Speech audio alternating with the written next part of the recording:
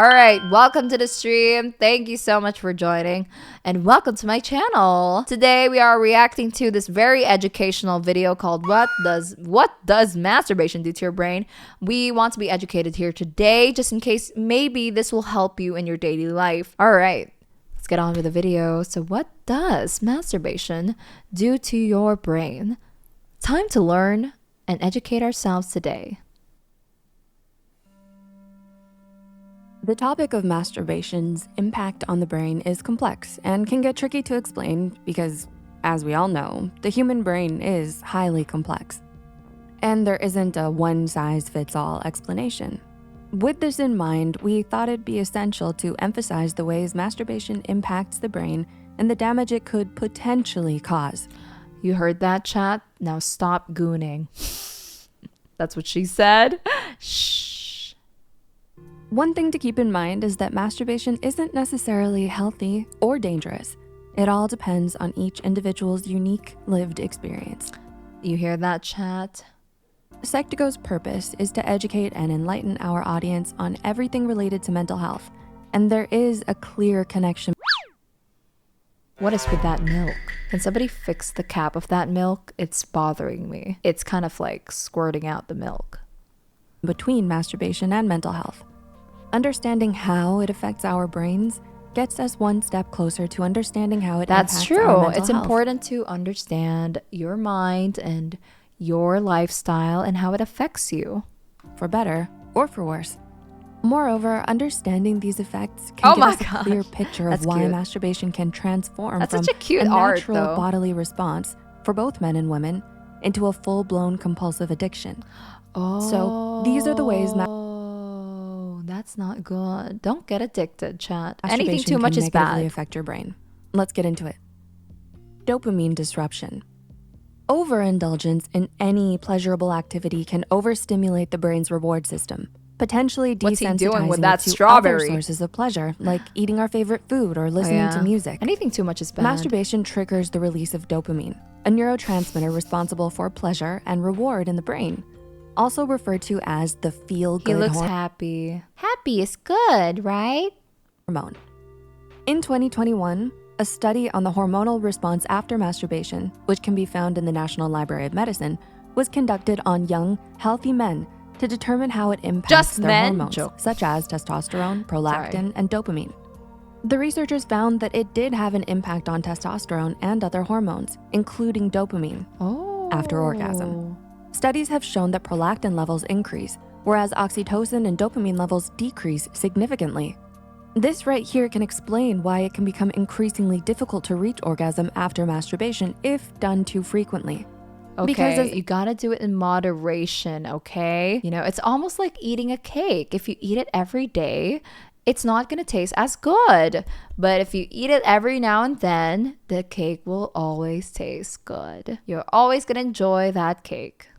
Andrew Huberman, neuroscientist and popular podcaster, puts it, the brain treats these experiences as intense dopamine-releasing events, akin to drug use, which... Don't take drugs, kids. Stop masturbating. Time to start retention chat. It's okay, we're in rehab center now, okay, everybody. With habitual repetition can lead to progressively less dopamine release and tolerance. Oh no. Resulting in a need for more intense stimulation over time. Everyone, this is an intervention. Welcome to Rehab Center. Are you having addiction to gooning? Don't worry. I will educate you today the harms it can cause you and how to fix it. Probably not. I don't know. Distorted reality and relationships. How can compulsive masturbation distort the way our brains respond to sex with another person? Well, it begins at the brain's reward center, also referred to as the pleasure center, which activates an area of the brain called the ventral tegmental area. Write that down. This is where all the neurotransmitters you've heard about, such as dopamine, are released. Compulsive masturbation causes the brain to constantly chase the euphoric high we get from reaching orgasm with increasing difficulty. That's a lot of toilet paper. Here's a simple way of looking at it. When electricity is overused, it can cause circuits to go haywire, such as flickering lights and overheating. This is called circuit overload. Something similar happens to the brain.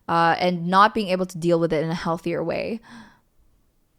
Mental health issues directly affect our brain function. It's important to understand that for some people, this can cause legitimate damage. With that being said, spreading awareness and education is key to eliminating stigma and shame around sexual topics. In short, masturbation is okay as long as it's in moderation and you're not addicted to it and you're not spending 5 hours a day masturbating, because that's kind of crazy. Maximum should be 30 to 1 hour probably. I don't know. Don't look at me, but I think that's right.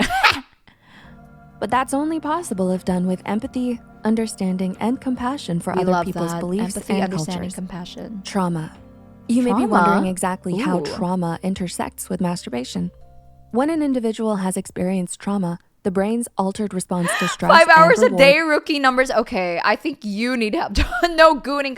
You can goon, but as long as you're productive and other things, joke. It's all about balance, okay? I think discipline is very important. I think it's something that can be taught when you're younger, and sometimes when it's not taught, it can really be difficult when you get older to control yourself. And I also really think it's all about having a good relationship with yourself. Because I feel like if you care about yourself, you wouldn't do things that harm yourself. You know, you wouldn't do things that would end up getting you fucked up or something. It's almost like sleeping late. I don't want to sleep late because I know I'll suffer the next day. So I try my best to sleep properly, sleep early, because I know I'll be the fucked up. It's the only loser in that situation is me. Work goon balance. Yeah, exactly. Work goon balance. That's the new motto now. All right. Can complicate the experience of masturbation. For some individuals, masturbation might become a coping mechanism, a way to momentarily alleviate anxiety or numb emotional pain. Ooh, that is like drugs, right?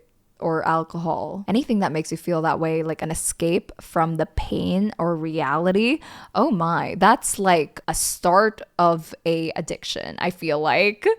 However, if the trauma is directly linked to sexual abuse or cultural stigma, for some individuals, masturbation may be accompanied by feelings of guilt, shame, or distress. That's really This sad. emotional conflict can further modify how the brain processes sexual pleasure and stress relief. So, did any of the signs we mentioned resonate with you? We'd love to hear your thoughts and opinions in the comments section. As always, take care of yourself and have a wonderful day. Okay, in short, everything in moderation, chat. Everything in moderation. As long as you're healthy, as long as you're not overdoing it or you're not addicted to it, it's not the only thing in your mind, you're able to function like a normal human being. Work goon balance, right? Work goon sleep balance and watch Husher stream balance, joke.